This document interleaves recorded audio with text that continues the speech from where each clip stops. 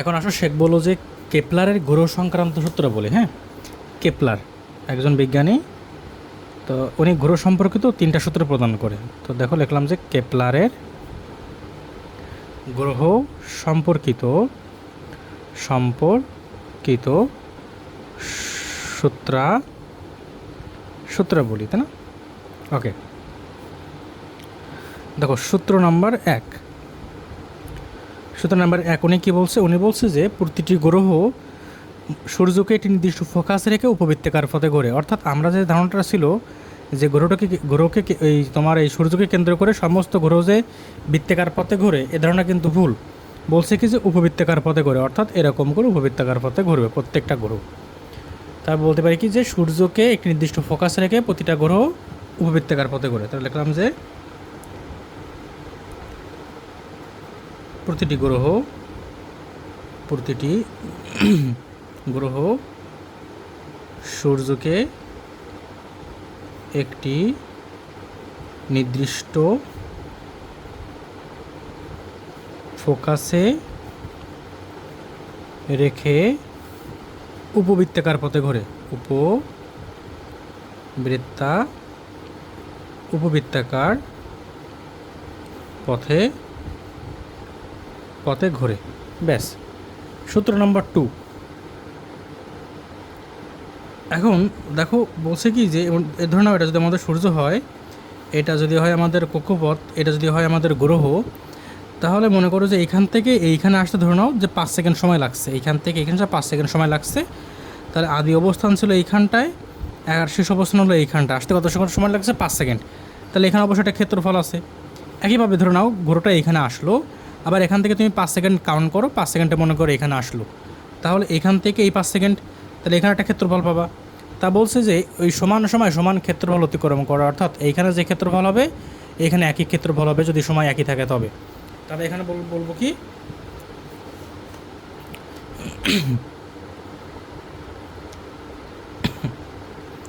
প্রতিটি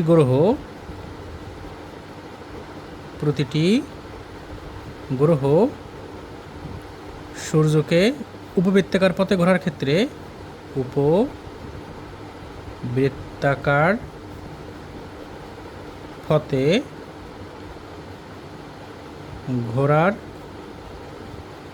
ঘোরার ক্ষেত্রে সমান সময়ে সমান ক্ষেত্রফল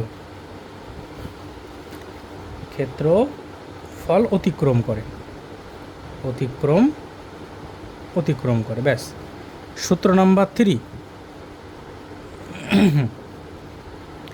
দেখো সূত্র নাম্বার 3 বলছে কি, ধরে নাও যে উপবৃত্তের সব থেকে যে বড় ব্যাস, এই ব্যাসটাকে বলা হয় পরাক্ষ। কী বলা হবে? এই ব্যাসটাকে বলা হয় পরাক্ষ ব্যাস বলা হয়, পরাক্ষ। তাই ধরলাম যে পরাক্ষ। আর এর অর্ধেককে বলা হয় অর্ধপরাক্ষ, অর্থাৎ এইখান থেকে এই অবধি কী হবে? অর্ধপরাক্ষ, যাকে এ দিয়ে প্রকাশ করা হয়। আর মনে করো সূর্য, ওই গ্রহ, ধরো না সূর্য এইখানটায় আছে, গ্রহ যখন এরকম করে একবার আসে তখন এটা হয় একটা আবর্তনকাল, যাকে আমি টি দিয়ে প্রকাশ করলাম। ক্লিয়ার হলো? তাহলে বলছে দেখো যে প্রতিটি গ্রহ সূর্যকে উপবৃত্তাকার পথে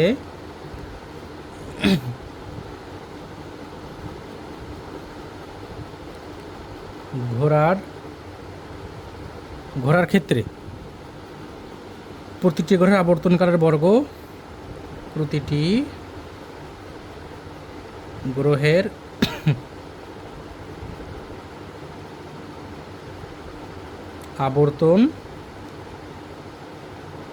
আবর্তনকালের বর্গ, উপবৃত্তের অর্ধপরাক্ষের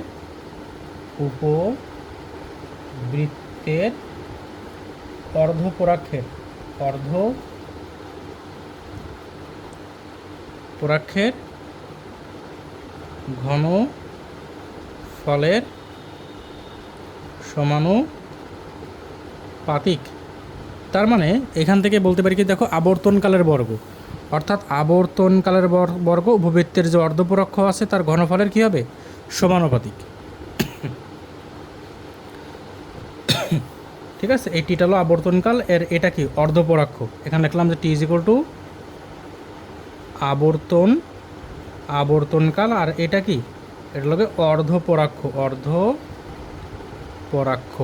ব্যাস, তাহলে দেখো এখান থেকে লেখা যায় T1 square divided by T2 square সমান সমান A1 cube divided A2 cube. ব্যাস, এখন হিসাবের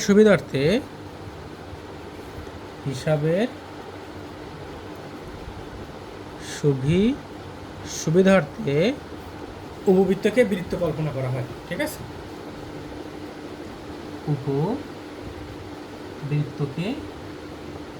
বৃত্ত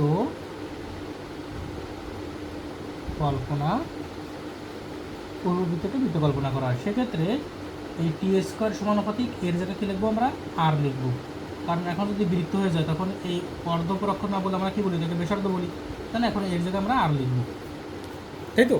হিসেবটা তাই আসে নাকি?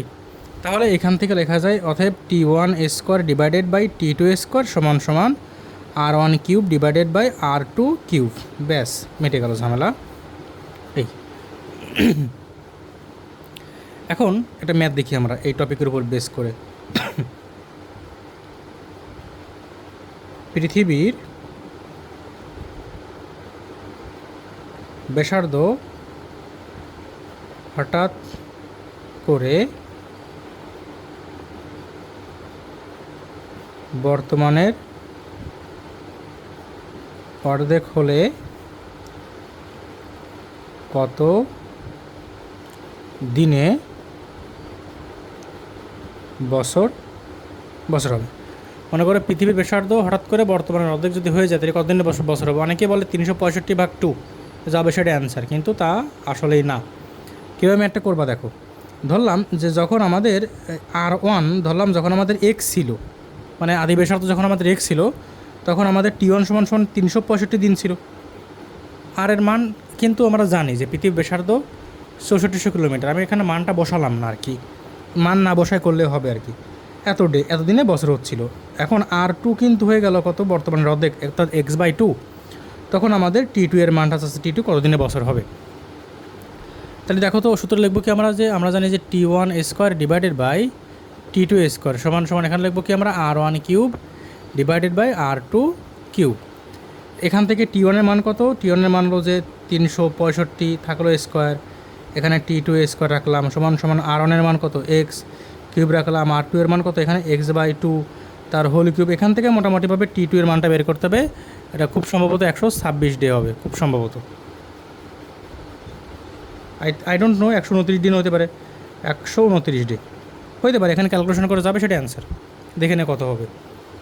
ঠিক আছে, T2 মানটা এখান থেকে বের করতে হবে, এক্স কাটাকাটি যাবে। আশা করি পারবা এটা।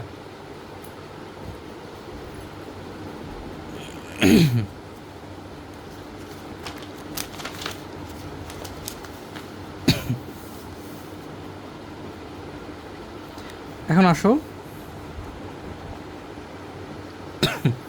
আমরা তো জানি তাই না যে পৃথিবীর পৃষ্ঠে অভিকর্ষ ত্বরণ G = gm/r²। আমরা একটা অভিকর্ষ ত্বরণ জানি পৃথিবীর পৃষ্ঠে। এখন আসো আমরা দেখবো যে পৃথিবীর পৃষ্ঠ থেকে এই উচ্চতায় অভিকর্ষ ত্বরণ নির্ণয় দেখবো আমরা। হ্যাঁ, তো তারপর আমি একবার রিপিট করি, দেখো এখানে লিখে দিচ্ছি যে পৃথিবীর পৃষ্ঠে অভিকর্ষ ত্বরণ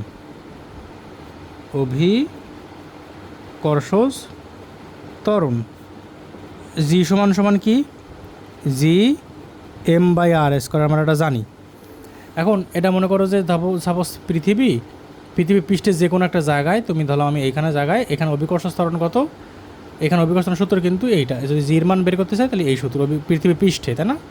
এখানে এটা হলো কি ব্যাসার্ধ আর, তাই না? গ্রহ, যে গ্রহ বলবে সেই গ্রহের ব্যাসার্ধ, আর এখানে এমটা কি এই গ্রহের ভর, গ্রহের ভর কিন্তু এইখানটা, তাই না? খেয়াল রাখো কিন্তু। এইবার মনে করো পৃথিবী পৃষ্ঠ হতে এই উচ্চতা যদি আমি উপরে উঠি তাহলে কি অভিকর্ষ ত্বরণ একই থাকবে? না, কমে যায়। এখন দেখবো সেই সূত্র বের করার সূত্রটা দেখবো। দেখো লিখলাম যে পৃথিবীর পৃষ্ঠ হইতে পৃথিবীর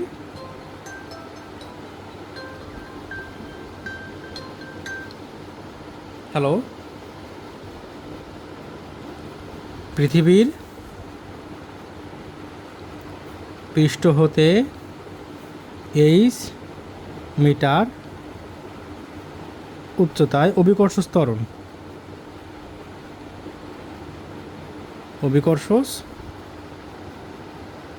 ত্বরণ নির্ণয়। এই যে উচ্চতায়, অর্থাৎ পৃথিবী যদি থাকে এইটা, এখান থেকে যদি হয় এই অবধি আমাদের আর, এইখান থেকে এইচ মিটার উচ্চতায় ঠিক এই পয়েন্টে, তাহলে এখান থেকে এই অবধি উচ্চতা কত, এখান থেকে এই অবধি উচ্চতা হলো এইচ। এইখানে আমি অভিকর্ষ ত্বরণ চাচ্ছি জি প্রাইম সমান সমান কত, কত ক্লিয়ার হলো এইচ উচ্চতায়। তাহলে দেখো জি প্রাইম, দুটো সূত্র, জি প্রাইম সমান সমান আর divided by R plus H তার হোল স্কোয়ার ইন্টু জি, অথবা জি প্রাইম সমান সমান 1 minus 2h by R into G. এই সূত্র এবং এই সূত্র তুমি কোনটা কোন সময় ইউজ করবা, তাই না? এই সূত্র তুমি তখন ইউজ করতে পারবা যখন তোমার 100 কিলোমিটার ভিতরে থাকবে এইচের মান। এইচের মান 100 কিলোমিটার উচ্চতায় ওঠানো যাবে না, অর্থাৎ 100 কিলোমিটার থেকে কম হতে হবে এইচের মান। তখন তুমি এইটাতে যে মান পাবা এটাতে একই মান পাবা, আর এটা তুমি সবসময় ইউজ করতে পারবা।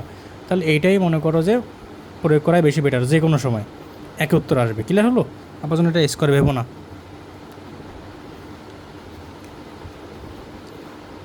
এখন আসলে তাহলে পৃথিবী পৃষ্ঠ হইতে ডি গভীরতায় কত হবে, মানে এই যে উচ্চতায় তো পেলাম, তাহলে গভীরতা ঢুকলে কত হবে আমাদের অভিকর্ষ ত্বরণের মান, সেটা বের করব। তাহলে বের করলাম কি, পৃথিবীর পৃষ্ঠ হইতে ডি গভীরতায়, পৃথিবীর পৃষ্ঠ হতে ডি বা এইচ গভীরতায় অভিকর্ষ ত্বরণ, অভিকর্ষ ত্বরণ। তাহলে আমরা কীভাবে করব দেখো, এই জিনিসটা দেখো ভালো করে দেখি আমরা। এটা যদি আমাদের পৃথিবী হয়, হ্যাঁ এটা ধরলাম পৃথিবী। এখন এইটা তো এখান থেকে তো এই অবধি তো পৃথিবীর প্রেশার তো আর, তাই না? ধরলাম এটা আর, আমি ধরলাম এইখান থেকে আমি ডি পরিমাণ গভীরতা ঢুকবো, অর্থাৎ আমি এইখান থেকে এই অবধি আমি ধরলাম ডি গভীরতায়।